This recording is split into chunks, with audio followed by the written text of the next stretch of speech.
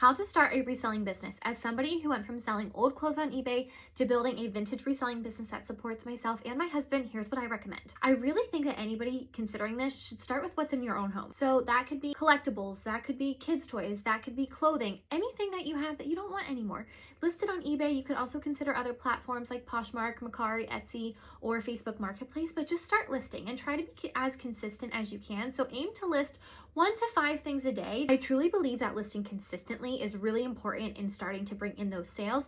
Plus, listing consistently is also going to give you an idea of how much goes into a business like this. And then from there, once you kind of have that insight, you can decide how much you're able to put into a reselling business right now. Don't think about money yet, just think about getting rid of things that you don't need because that will feel good even if you're not making a lot of money yet. As you go through that process, notice what feels fun to list. What do you hate listing? Kind of make some mental notes so that you can start to narrow down what you want to focus your business around. And for me, that ended up being vintage home decor. As you're starting to get things listed, you also need to think about the supplies you're going to need to execute this business. Those are going to be your packing supplies, photography supplies, cleaning supplies, things like that. Cleaning supplies will differ depending on what you're selling. I don't think anybody needs any fancy photography equipment, but a ring light can be really helpful for both creating content and taking product photos, and it's totally fine to just use your phone. Also, obviously need to think about shipping supplies. So in addition to the actual supplies that you're wrapping the items with, it can also be really helpful to have a label printer and a postal scale. You don't have to necessarily buy those things right away, but they can really save you a lot of time. If you're shipping fragile things, you also need to think about bubble wrap and packing paper, things like that. If you are shipping things that are a little bit easier to send out, like clothing, you might need poly mailers, maybe some tissue paper, things like that. If you run out of stuff in your own home, you can always ask your friends and family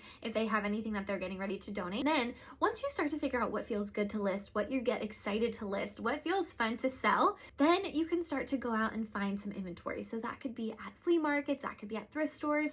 I wouldn't recommend starting at antique stores, although that's where most of our inventory comes from now. Don't invest too much in inventory yet. Take your time, go slowly, try to find things that are really good deals, and just focus on having enough that you can list consistently rather than finding the most valuable items. You're going to learn more and more about what's valuable and what you should invest in. You don't want to take those risks in the beginning because you don't want to pay $15 for something that's only going to sit for a really long time. That knowledge will come as you do it. Last thing I would recommend considering is whether or not you want to use social media to support your reselling business. That could be for creating content, that could be to showcase and highlight your items. It can be a really great tool to use in a variety of different ways. Don't dive into it if it's not something that feels good to you, but keep it in the back of your head because it really is something that helped me take my business to the next level, so I have to mention it. Once you kind of consider all of those things, then just keep listing consistently, see what you learn, do more of what works and do less of what doesn't, and let me know if you have any questions.